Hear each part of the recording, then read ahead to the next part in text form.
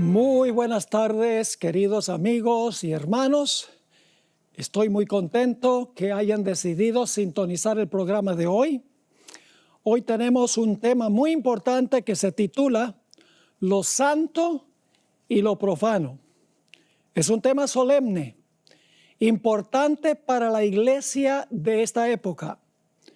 Pero antes de comenzar, queremos orar como siempre acostumbramos. Nunca debemos abrir el santo libro sin oración, así que oremos. Nuestro Padre y nuestro Dios, gracias por el privilegio de acercarnos a tu trono. Y lo hacemos con confianza porque venimos en el poderoso nombre de Jesús, nuestro representante, nuestro intercesor. Pedimos en nuestro estudio de hoy tu presencia por medio del Espíritu Santo. Abre mentes y corazones. Quita los obstáculos del corazón para que podamos escuchar tu voz y decidir obedecerte. Gracias por escuchar y responder nuestra oración. Te lo imploramos en el nombre de Jesús. Amén. Vamos a comenzar nuestro estudio leyendo del profeta Isaías, el capítulo 5 y el versículo 20. Isaías 5 y el versículo 20 contiene una gran advertencia de nuestro Dios. Dice así: ay de los que a lo malo dicen bueno y a lo bueno malo, que hacen de la luz tinieblas y de las tinieblas luz, que ponen lo amargo por dulce y lo dulce por amargo. Desde el mismo comienzo de la historia, Dios estableció una diferencia entre lo que es santo y lo que es común, entre lo que es sagrado y lo que es secular. En Génesis 2 y el versículo 15 al 17 encontramos la primera distinción. Dice allí en Génesis 2:15: tomó pues Jehová Dios al hombre y lo puso en el huerto de Edén para que lo labrara y lo guardase.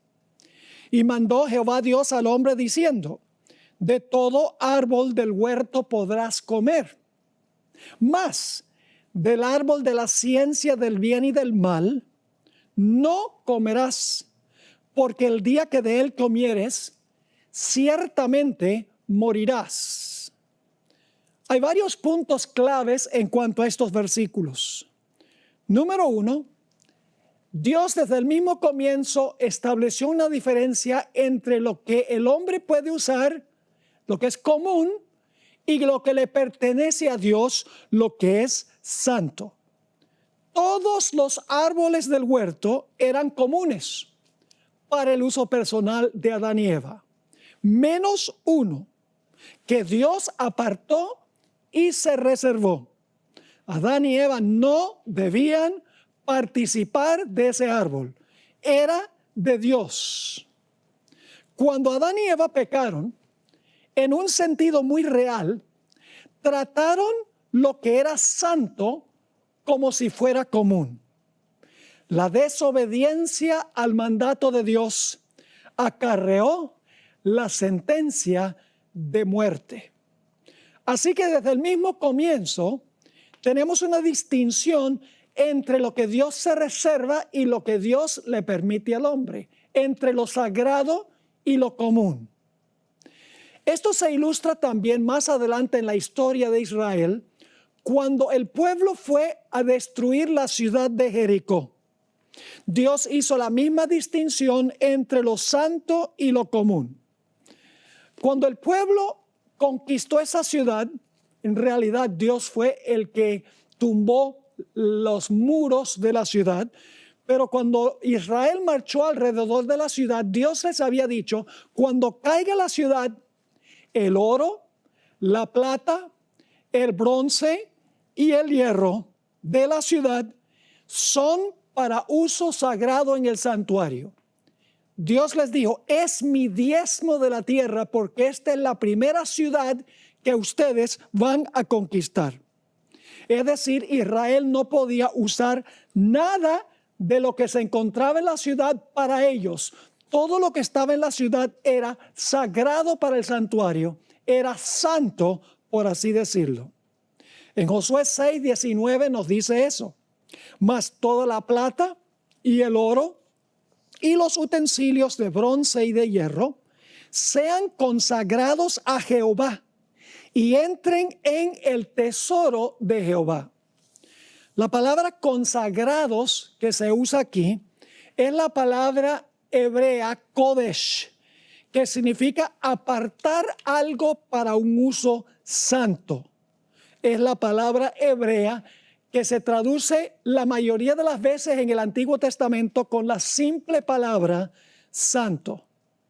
En Israel, los líderes religiosos tenían la obligación y la responsabilidad de enseñarle a Israel la distinción o la diferencia entre lo que era santo y lo que era común.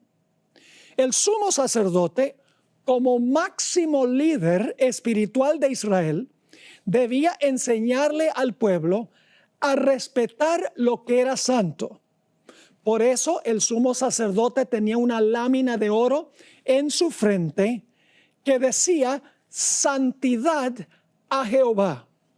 Cada vez que la gente veía al sumo sacerdote, debían tener en mente que Dios es un Dios santo, que hay que venerar y que hay que respetar. Y que hay que respetar lo que es santo, lo que Dios ha declarado santo. Dice en Éxodo 28:36, en cuanto a esta lámina, harás además una lámina de oro fino. Dios le da instrucciones a Moisés. Y grabarás en ella como grabadura de sello, santidad a Jehová. Pero no solo el sumo sacerdote debía enseñarle al pueblo a respetar lo que era santo, lo que Dios se había reservado para él. Los sacerdotes comunes también eran responsables de hacer lo mismo. En Ezequiel 44 y el versículo 23, aquí Dios dice lo que debían hacer los sacerdotes. Y enseñarán a mi pueblo a hacer diferencia entre lo santo y lo profano. Profano para nosotros es una palabra mala, pero la palabra profano significa sencillamente común. Enseñarán a mi pueblo a hacer diferencia entre lo santo y lo profano o lo común, y les enseñarán a discernir entre lo limpio, porque ha sido santificado por Dios, y lo no limpio, es decir, lo de uso diario. La Biblia enseña con absoluta claridad la diferencia entre lo que es santo y lo que es común. En Israel había dinero santo y había dinero común. Había vestiduras santas y vestiduras comunes. Había días santos y días comunes. Había lugares santos y lugares comunes. Había música santa y música común. Había ocasiones santas y ocasiones comunes. Había vocaciones santas y vocaciones comunes. Edificios santos y edificios comunes.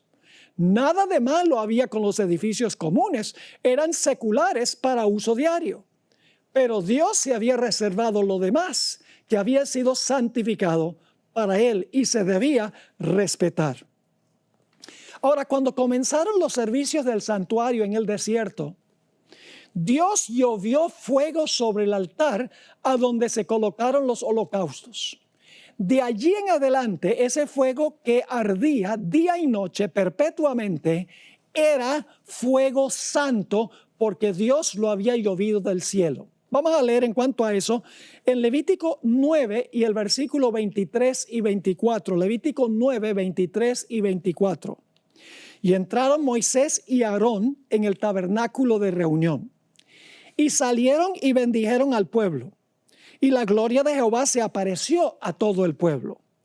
Y salió fuego de delante de Jehová y consumió el holocausto con las grosuras sobre el altar. Y viéndolo todo el pueblo, alabaron y se postraron sobre sus rostros. Así que este fuego sobre el altar era fuego santo porque Dios lo llovió sobre el altar. Ahora también en el santuario había un incienso santo especial que era prohibido para Israel tratar de reproducir. Leamos Éxodo, el capítulo 30 y el versículo 7 al 9. Éxodo 30, 7 al 9. Dice allí lo siguiente: y Aarón quemará incienso aromático sobre él, es decir, sobre el altar de incienso. Cada mañana cuando aliste las lámparas lo quemará. Y cuando Aarón encienda las lámparas al anochecer, quemará el incienso, rito perpetuo delante de Jehová por vuestras generaciones. Y ahora viene la advertencia: no ofreceréis sobre él incienso extraño. Es decir, incienso que no era el incienso santo preparado en forma especial de acuerdo a la fórmula que Dios había establecido, una fórmula que Israel tenía prohibido tratar de reproducir. Así que dice, versículo 9, no ofreceréis sobre él incienso extraño, ni holocausto ni ofrenda, ni tampoco derramaréis sobre él libación. Dios le prohibió terminantemente a los sacerdotes que ofrecieran incienso común como si fuera santo. Y también les advirtió que no ofrecieran fuego común como si fuera santo cuando quemaran el incienso. El incienso era único en su género y el fuego era único en su género. Ambos eran santos y no se podían reproducir, no se podían copiar. Ahora, ¿qué representa el incienso? Bueno, está relacionado con la oración. Vamos al Salmo 141 y el versículo 2. El incienso no es la oración, pero tiene relación con la oración. Salmo 141 y el versículo 2. Dice aquí el salmista: suba mi oración delante de ti, es decir, de Dios, como el incienso, el don de mis manos como la ofrenda de la tarde. Así que el salmista dice que suba mi oración delante de ti como el incienso, delante de Jehová como el incienso. Pero el incienso no era la oración. El incienso se mezclaba con la oración. Notemos Apocalipsis 8 y el versículo 3 y 4. Apocalipsis 8, 3 y 4. Otro ángel vino entonces y se paró ante el altar. Este es el altar de incienso, con un incensario de oro. Y se le dio mucho incienso, ahora escuchen con cuidado, se le dio mucho incienso para añadirlo a las oraciones de todos los santos sobre el altar de oro que estaba delante del trono. El incienso se agrega a las oraciones. El incienso no son las oraciones. Sigue el versículo 4. Y de la mano del ángel subió a la presencia de Dios el humo del incienso con las oraciones de los santos. Ahora, en el Evangelio según San Lucas, el capítulo 1 y los versículos 8 al 10, tenemos el símbolo del incienso y lo que representa el incienso. Note lo que dice Lucas 1, 8 al 10. Aquí está hablando del padre de Juan el Bautista, Zacarías. Era su turno de ofrecer incienso en el santuario. Dice aquí en Lucas 1 y el versículo 8 lo siguiente: aconteció que ejerciendo Zacarías el sacerdocio delante de Dios según el orden de su clase, conforme a la costumbre del sacerdocio, le tocó en suerte ofrecer el incienso entrando en el santuario del Señor. Así que se pueden imaginar, aquí está Zacarías ofreciendo incienso en el altar de incienso dentro del lugar santo del santuario. ¿Y qué está haciendo el pueblo?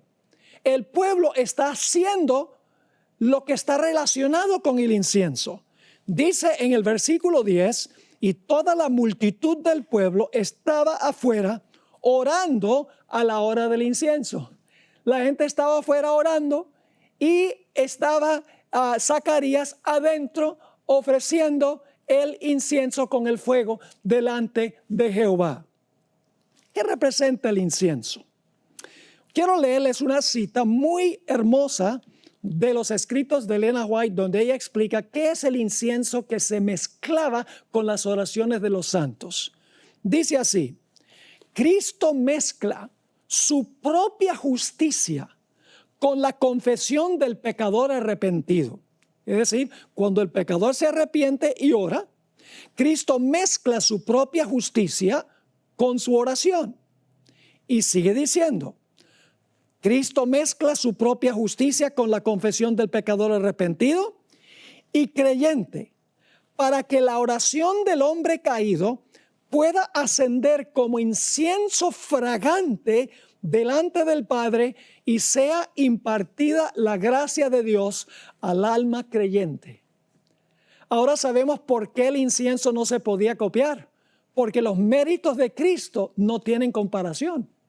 Y sabemos que el fuego tampoco se podía usar fuego común y corriente, porque el fuego representa el Espíritu Santo que presenta nuestras oraciones ante Dios.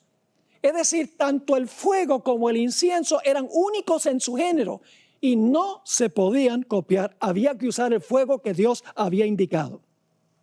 Ahora, inmediatamente después de los versículos que leímos de Levítico 9, 23 y 24, a donde se inauguró el tabernáculo en el desierto, ocurrió una experiencia muy triste. Dios le había dicho a los sacerdotes que cuando ofrecieran incienso, debían hacerlo con el fuego santo y el incienso santo que Dios había especificado. Pero encontramos en Levítico 10 y el versículo 1 que los dos hijos de Aarón hicieron algo que les acarrió la muerte. Dice ahí en Levítico 10 y el versículo 1, Nadab y Abiú, hijos de Aarón, tomaron cada uno su incensario y pusieron en ellos fuego, sobre el cual pusieron incienso, y ofrecieron delante de Jehová fuego extraño que él nunca les mandó. Yo pregunto, ¿Dios les había mandado qué clase de fuego ofrecer? Claro, porque dice que ellos ofrecieron fuego que Dios no les mandó. Quiere decir que había un fuego que Dios sí les había mandado. ¿Cuál fue el pecado de ellos? Ellos tomaron fuego común y se lo presentaron a Dios como si fuera santo. Ellos sabían muy bien cuál era el fuego que se debía ofrecer. Si ofrecieron el fuego que Dios no les mandó, entonces sabían cuál fuego era el que Dios les mandó. Debían ofrecer el fuego que Dios había llovido sobre el altar. Ellos a sabiendas ofrecieron fuego común como si fuera santo. ¿Y qué sucedió con ellos? ¿Qué dijo Dios? ¿Qué importa? Fuego es fuego. Si meten el dedo en el fuego santo y el dedo en el fuego común, igual se queman.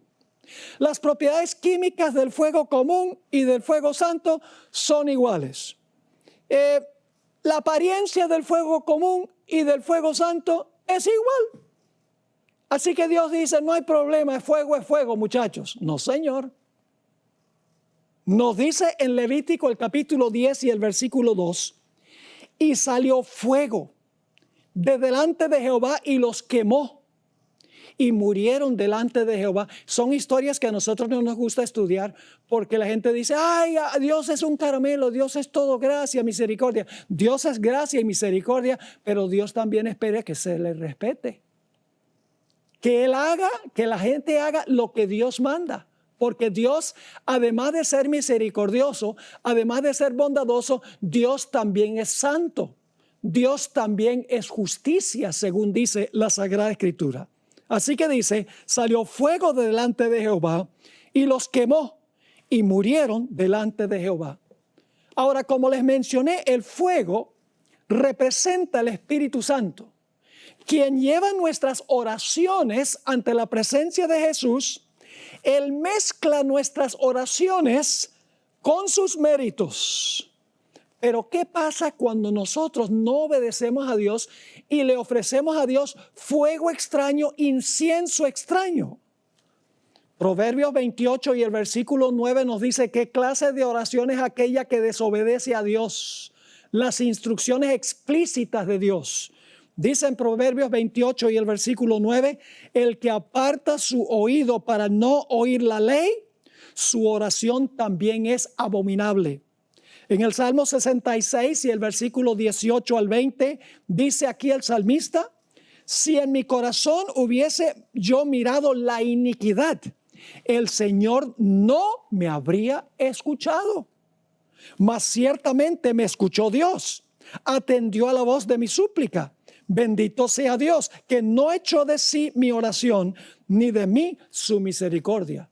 Porque estaba cumpliendo el salmista con los requisitos de Dios.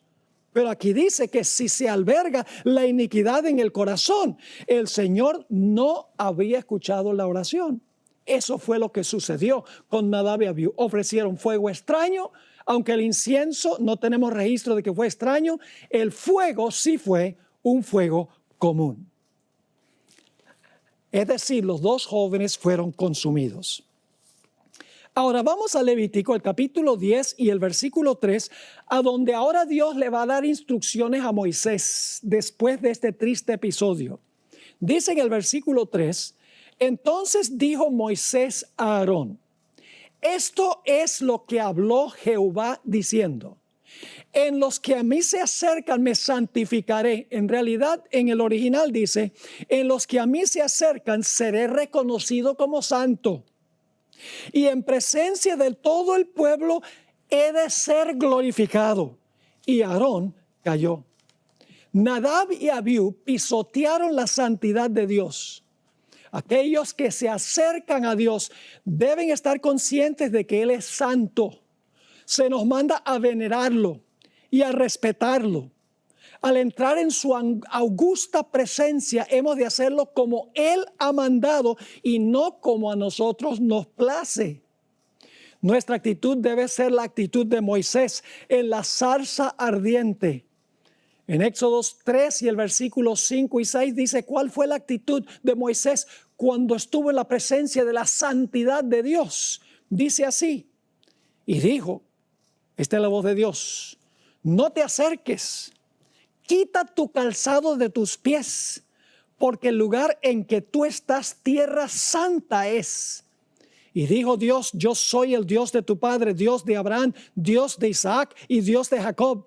Entonces Moisés cubrió su rostro porque tuvo miedo de mirar a Dios. La Biblia dice que en los cielos los ángeles se cubren sus cuerpos con sus alas cuando están en la presencia de Dios. Cuando Isaías captó una visión de un Dios santo, oía a los ángeles cantar: santo, santo, santo, toda la tierra está llena de su gloria. Y se sacudía la casa del Señor. ¿Y cómo reacciona Isaías? Isaías dice: estoy deshecho, porque mis ojos han visto al Rey, han visto al Santo de Israel. La hermana White explicó en el libro La verdad acerca de los ángeles, página 95, lo que sucedió con Moisés en la zarza. Dice: Moisés se estremeció de terror al escuchar al Señor mencionar su nombre. Con labios trémulos respondió: heme aquí. Se le amonestó entonces a no acercarse a su Creador con una familiaridad indebida. Porque algunas personas dicen que se le puede decir a Dios: hola, buenos días Dios, ¿cómo estás tú? No podemos tener una familiaridad indebida. Dios es un Dios, sí es nuestro Padre, pero un Padre que exige respeto. Así que luego Dios le da la instrucción: quita tu calzado de tus pies, porque el lugar en que tú estás, tierra santa es. Entonces Moisés cubrió su rostro porque tuvo miedo de mirar a Dios. Isaías 57:15 presenta el equilibrio entre nuestra cercanía a Dios y cómo Dios está aparte de nosotros. Dice en Isaías 57:15: porque así dijo el alto y sublime, el que habita la eternidad, cuyo nombre es santo. Yo habito en la altura y en la santidad. Pero Dios no solamente está en la altura y la santidad, no solo su nombre es santo, sino también habita con cierta clase de persona aquí en la tierra. Dice: y con el quebrantado y humilde de espíritu, para hacer vivir el espíritu de los humildes y para vivificar el corazón de los quebrantados. Y ahora Dios dio un consejo drástico a Moisés y a Aarón. Le dijo, ni se les ocurra llorar a estos muchachos. Vamos a leer los versículos 4 al 7. Y llamó Moisés a Misael y a Elzafán, hijos de Uziel, tío de Aarón, y les dijo, acercaos y sacad a vuestros hermanos de delante del santuario fuera del campamento. Cuando una persona era echada del campamento, significa que quedaba desterrado del pueblo de Dios. Ya no era miembro del pueblo escogido. Sigue diciendo, y ellos se acercaron y los sacaron con sus túnicas fuera del campamento. ¡Wow! Y ellos se acercaron y los sacaron con sus túnicas fuera del campamento, como dijo Moisés.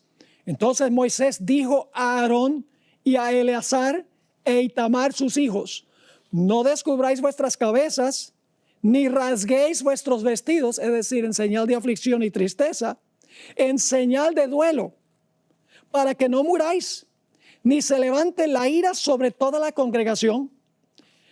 Pero vuestros hermanos, toda la casa de Israel, sí lamentarán por el incendio que Jehová ha hecho, ni saldréis de la puerta del tabernáculo de reunión, porque moriréis, por cuanto el aceite de la unción de Jehová está sobre vosotros. Y ellos hicieron conforme al dicho de Moisés.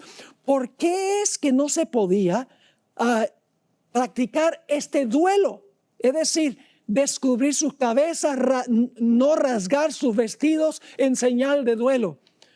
Porque no se podía mostrar ninguna simpatía para con lo que habían hecho esos dos muchachos. Habían violado la santidad de Dios, el mandato específico y directo de Dios. Ahora necesitamos preguntarnos, ¿por qué razón es que Nadab y Abiú ofrecieron fuego común, como si fuera santo, fuego extraño, si Dios les había dicho explícitamente cuál fuego ofrecer? La respuesta es que estaban intoxicados con vino y por lo tanto no pudieron distinguir entre lo santo y lo común. En Levítico el capítulo 10 y el versículo 8 y 9, después de esta experiencia dice, y Jehová habló a Aarón diciendo, tú y tus hijos contigo, no beberéis vino ni sidra cuando entréis en el tabernáculo de reunión para que no muráis. Estatuto perpetuo será para vuestras generaciones. Es decir, después de esta experiencia, Dios le dice a los sacerdotes, no beban vino, ni sidra, bebida fuerte, cuando estén en el servicio del Señor en el santuario. Es decir, el vino causó dos trastornos. El primer trastorno es que no permitió que Nadab y Abiú distinguieran entre lo santo y lo común. Y el segundo trastorno es que no pudieron tampoco enseñarle al pueblo de Israel los estatutos de Jehová. Note lo que dice Levítico 10 y el versículo 10 y 11. Después de decir en los versículos que leímos, tú y tus hijos contigo no beberéis vino ni sidra cuando entréis en el tabernáculo de reunión, para que no muráis, estatuto perpetuo será para vuestras generaciones. Sigue diciendo, ¿para qué? Para poder discernir, es decir, distinguir entre lo santo y lo profano, y entre lo inmundo y lo limpio, es decir, no beban vino, para que puedan pensar claro y puedan distinguir entre lo que es santo y lo que es común. Pero una segunda razón, versículo 11 dice, y para enseñar a los hijos de Israel todos los estatutos que Jehová les ha dicho por medio de Moisés. No podían distinguir ni tampoco podían enseñarle los estatutos y las leyes de Jehová al pueblo. El fin de los jóvenes fue trágico. El fuego de Dios los consumió y fueron cortados de en medio del pueblo, expulsados del campamento de los santos. El grave pecado de Nadab y Abiú fue que ellos presentaron fuego común a Dios como si fuera santo. Pero ahora miremos la otra cara de la moneda. ¿Qué pasa cuando alguien toma algo santo y se lo presenta a Dios como si fuera común? Tenemos una historia en la Biblia sobre eso. La historia de la última noche del reino de Babilonia y su rey Belsasar. Él tomó lo que era santo y lo trató como si fuera común. Vamos a Daniel 5 y el versículo 1. El rey Belsasar hizo un gran banquete a 1000 de sus príncipes y en presencia de los 1000, ¿qué estaba haciendo? Ya vimos en la primera historia eso. En presencia de los 1000 bebía vino. ¿Qué fue lo que sucedió cuando Belsasar bebió vino? El resultado fue el mismo que en la historia que acabamos de leer. Esto colmó la copa de Babilonia, porque estaba tomando lo que era santo y lo estaba tratando como si fuera común. Vamos a Daniel el capítulo 5 y el versículo 2. Daniel 5 y el versículo 2. Dice, Belsasar, con el gusto del vino, el vino está involucrado. Belsasar, con el gusto del vino, tal vez si no hubiera estado embriagado, no hubiera hecho lo que hizo. Belsasar, con el gusto del vino, mandó que trajesen los vasos de oro y de plata que su padre Nabucodonosor había traído del templo de Jerusalén, para que bebiesen en ellos el rey y sus grandes, sus mujeres y sus concubinas. El rey Nabucodonosor había llevado estos vasos sagrados cuando él conquistó la ciudad de Jerusalén, según Daniel el capítulo 1 y el versículo 2. Pero Belsasar, con la mano alzada, tomó los vasos sagrados que debían usarse solamente en el contexto santo y sagrado del santuario y los empleó con un propósito común. Es decir, los desacró.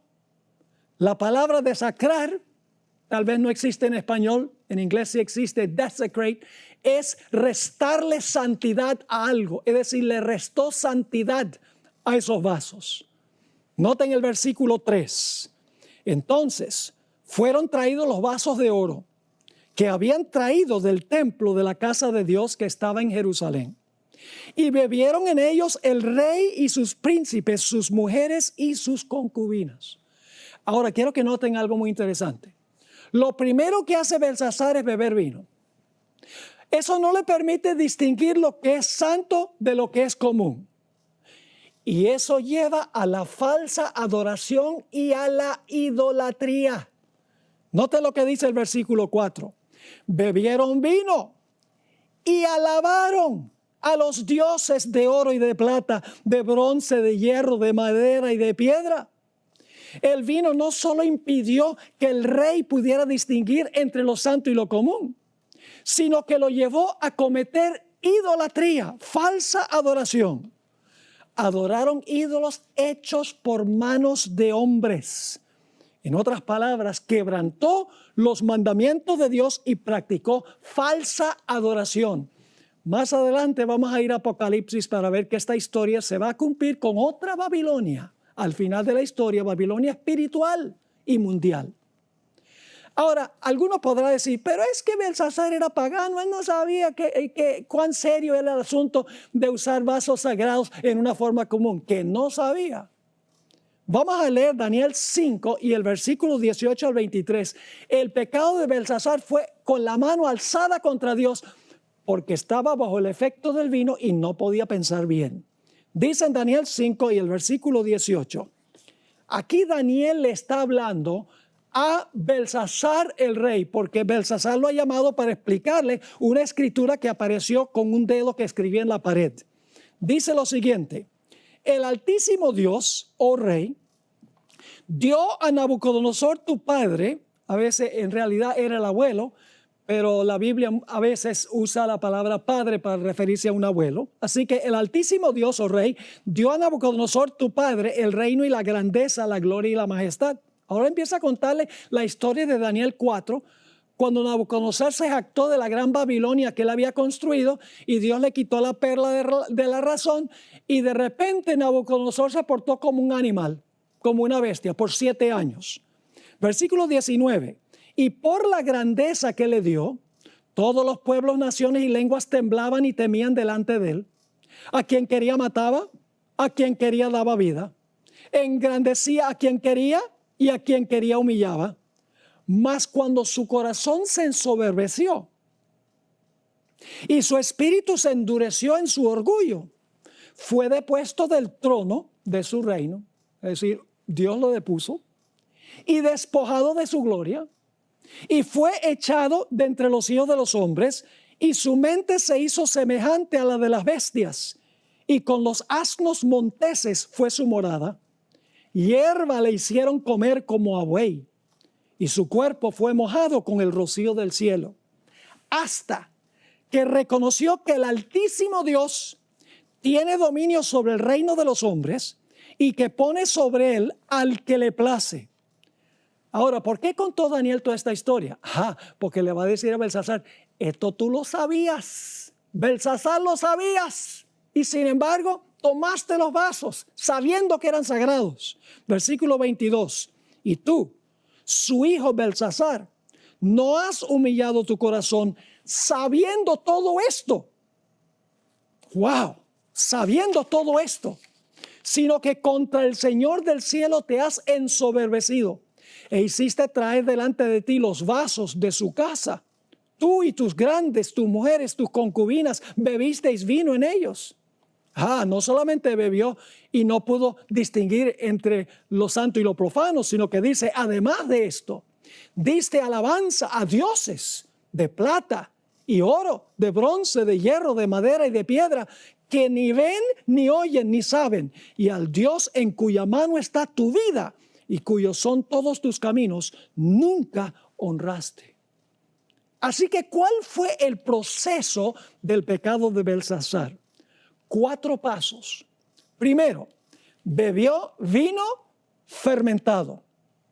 Segundo, el vino entorpeció su capacidad de distinguir entre lo que era santo y lo que era común. Tercero, como consecuencia de no poder distinguir entre lo santo y lo común, trató lo que era santo como si fuera común. Y finalmente, el resultado de todo esto fue idolatría y falsa adoración. ¿Cuál fue el pecado de Nadab y Abiú? Tomaron lo que era común y lo presentaron como si era santo. ¿Cuál fue el pecado de Belsasar? Tomó lo que era santo y lo trató como si fuera común. Ahora vamos al libro de Apocalipsis, el capítulo 17. Porque esta historia del Antiguo Testamento con el Israel literal, vino literal, idolatría, inclinándose ante ídolos literales, se va a cumplir al final de la historia, ya no literalmente, sino mundialmente y simbólicamente. Porque Babilonia al final no es la ciudad literal, es un sistema mundial. Vamos a leer Apocalipsis 17, 1 y 2 y luego el versículo 4 y 5. Dice, vino entonces uno de los 7 ángeles que tenía las 7 copas y habló conmigo diciéndome, ven acá y te mostraré la sentencia contra la gran ramera. ¿Qué representa una mujer en las profecías? En las profecías una mujer representa la iglesia. Una mujer pura representa una iglesia pura. Una mujer que se ha prostituido representa una iglesia que originalmente caminó con el Señor, pero luego se tornó apóstata. Así que esto está hablando de una iglesia que se prostituyó, que apostató. Así que dice, ven acá, te mostraré la sentencia contra la gran ramera, la que está sentada sobre muchas aguas. Las muchas aguas, más adelante en el versículo 15, se identifica sobre como las multitudes sobre las cuales domina esta ramera, esta iglesia apóstata. Ahora, ¿cómo se tornó ramera? Estuvo metida en la política. No solamente era una iglesia, sino que también un poder civil que se entrometía con toda la política del mundo. Dice en el versículo 2, con la cual han fornicado los reyes de la tierra y los moradores de la tierra se han embriagado con el vino de su fornicación. La ramera da vino a los reyes y a las muchedumbres. Vamos al versículo 4. Y la mujer estaba vestida de púrpura y escarlata. Es decir, esta iglesia, sus colores predilectos serían púrpura y escarlata. Yo creo que ustedes ya están captando de qué sistema estoy hablando. La mujer estaba vestida de púrpura y escarlata y adornada de oro, de piedras preciosas y de perlas. Y tenía en la mano un cáliz de oro lleno de abominaciones y de la inmundicia de su fornicación. Y en su frente un nombre escrito. Aquí está la conexión con Belsasar. En su frente un nombre escrito, un misterio. ¿Qué cosa? Babilonia la Grande. Y ahora fíjense que ella no es sola. Ella tiene hijas que nacieron de ella, que comparte el vino que ella da. Su nombre es Babilonia la Grande, la madre de las rameras y de las abominaciones de la tierra. En Apocalipsis estamos tratando con símbolos. Babilonia es simbólica. La ramera es simbólica, las aguas sobre las cuales se sienta son simbólicas, las hijas que comparten sus doctrinas y enseñanzas son simbólicas también. Así que el vino debe ser también simbólico. Ahora la pregunta clave es, ¿qué representa el vino que entumece las sensibilidades de las muchedumbres para que no puedan distinguir entre lo santo y lo común, entre lo sagrado y lo que no es sagrado? ¿Qué es el vino, simbólicamente hablando? Voy a leerles una cita que encontramos en El Conflicto de los Siglos, página 439 y 440. Cuando se levantan maestros verdaderos para explicar la palabra de Dios, como estamos haciendo en este seminario, se levantan también hombres de saber, ministros, que profesan comprender las Santas Escrituras para denunciar la sana doctrina como si fuera herejía, alejando así a los que buscan la verdad. Y luego escribe, si el mundo no estuviese fatalmente embriagado con el vino de Babilonia, multitudes se convencerían y se convertirían por medio del conocimiento de las verdades claras y penetrantes de la palabra de Dios. Es decir, si los ministros no le dieran vino a las naciones entenderían el mensaje para este tiempo y lo aceptarían. Sigue. Pero la fe religiosa aparece tan confusa y discordante que el pueblo no sabe qué creer ni qué aceptar como verdad. La iglesia es responsable del pecado de la impenitencia del mundo. Óiganme, qué serio eso. La iglesia es responsable de la impenitencia del mundo. Porque la iglesia está dándole vino fermentado al mundo para que no puedan distinguir entre lo santo y lo común. Y para practicar idolatría. Y usted dice, pastor, ¿qué está diciendo usted? Pues vamos a hacer la aplicación.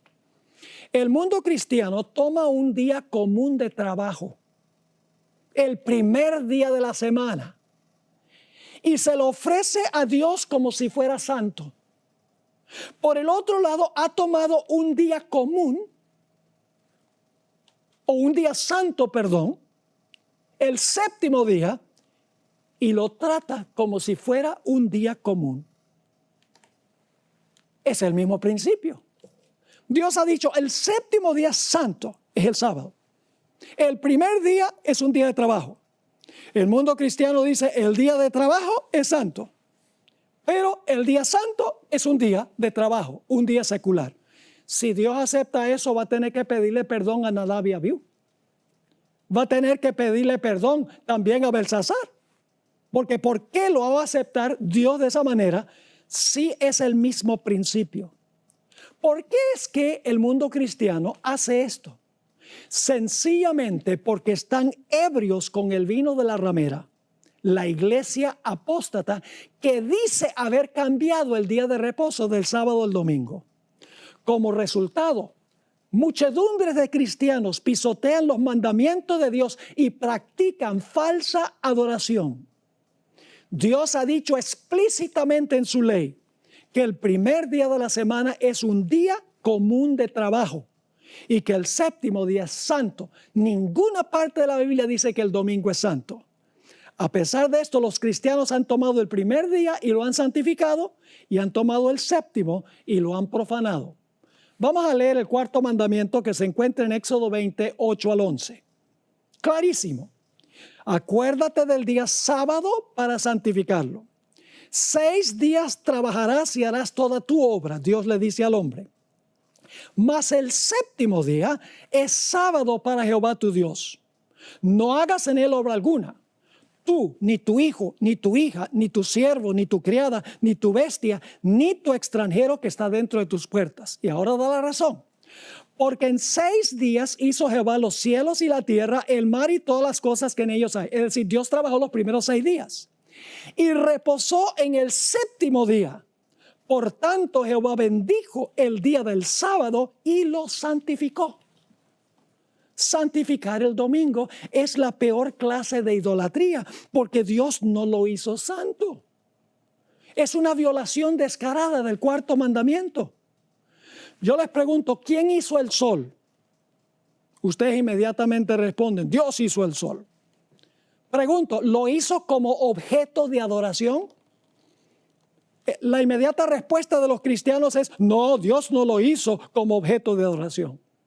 Entonces, ¿qué sucede si usted convierte el sol en un objeto de adoración? ¿Cómo se llama eso? Idolatría. Porque cualquier cosa que nosotros establecemos para adoración como santo, que Dios no hizo santo y que lo veneramos, es idolatría. Ahora yo les pregunto, ¿quién creó el primer día de la semana? Fue Dios, porque dice, fue la tarde y la mañana del día primero. Yo pregunto, ¿creó Dios el primer día de la semana como un día de adoración, como un día santo? No, es un día de trabajo. ¿Qué sucede entonces si nosotros lo convertimos el primer día en un día de adoración, en un día santo? Eso se llama también idolatría. Elena White escribió en la Review and Herald, marzo 8, 1898, las siguientes palabras. Satanás ha llevado cautivo al mundo. Ha introducido un sábado que es un ídolo. Y aparentemente le ha dado mucha importancia. Le ha robado al sábado del Señor el homenaje del mundo cristiano. Y se lo ha dado a este sábado ídolo. El mundo se inclina ante una tradición, un mandamiento creado por los hombres. En Mensajes Selectos, tomo 3, página 463, ella agregó, así como Dios llamó a los hijos de Israel a salir de Egipto para que pudieran guardar su sábado, así llama a su pueblo a salir de Babilonia para que no adoren a la bestia ni a su imagen. El hombre de pecado, que representa el papado, quien pensó que podía cambiar los tiempos y la ley, se ha exaltado a sí mismo por encima de Dios, presentando al mundo este sábado espurio. El mundo cristiano ha aceptado a este hijo del papado y lo ha acunado y alimentado, desafiando así a Dios al quitar su monumento conmemorativo y estableciendo un sábado rival. Ahora, ¿qué estoy diciendo yo? ¿Que Dios no acepta las oraciones de los que guardan el domingo como día de reposo o como día santo? No, no estoy diciendo eso. No necesariamente.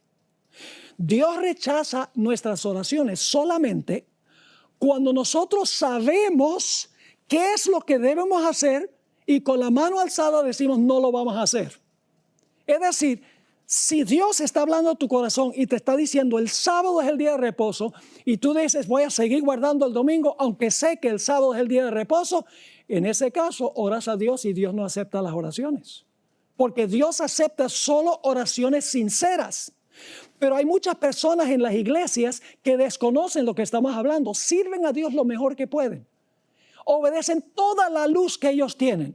Y si son sinceros, Dios les va a revelar más luz para que ellos puedan obedecer no solamente 9 de los 10 mandamientos, sino los 10 mandamientos, inclusive el 4º mandamiento. El mayor cargo de conciencia, mis queridos amigos y hermanos, lo tienen los ministros, a quienes Dios les ha dicho que enseñen la diferencia entre lo santo y lo común. Cuando una persona entiende claramente que el sábado es el día de reposo, e insiste en guardar el domingo, entonces sus oraciones son abominación a Jehová. Elena White comparó el pecado de Nadab y Abiú con el pecado del mundo cristiano en las siguientes palabras. Aquellos que ignoran el sábado del Señor y santifican el primer día de la semana, le ofrecen fuego extraño a Dios.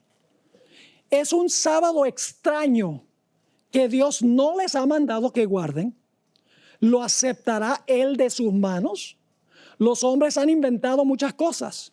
Han tomado un día común sobre el cual Dios no ha colocado santidad alguna y lo han revestido con prerrogativas de santidad.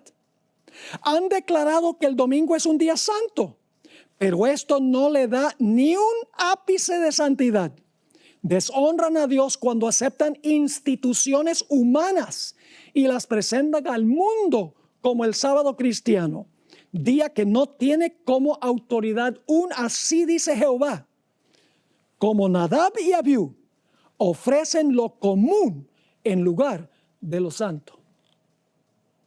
Pero este tema tiene un mensaje también para los adventistas del séptimo día. En años recientes, como adventistas nos hemos vuelto muy descuidados en la forma como tratamos lo que es sagrado. Hemos llegado a pensar que Dios ya no le importa cómo venimos vestidos a la iglesia. ¿Qué hacemos el sábado? ¿Qué hablamos el sábado en el día de reposo? ¿Qué clase de música religiosa escuchamos? Si devolvemos el diezmo o no.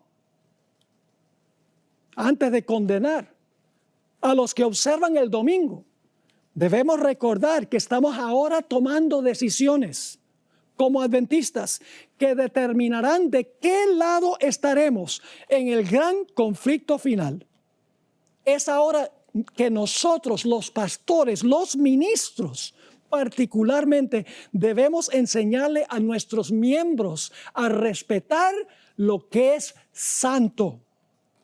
La fidelidad de las cosas menores ahora determinará las grandes decisiones del futuro.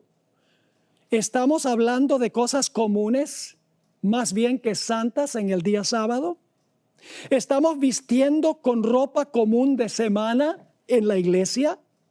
¿Estamos guardando para nosotros una porción del diezmo que es santo y le pertenece al Señor?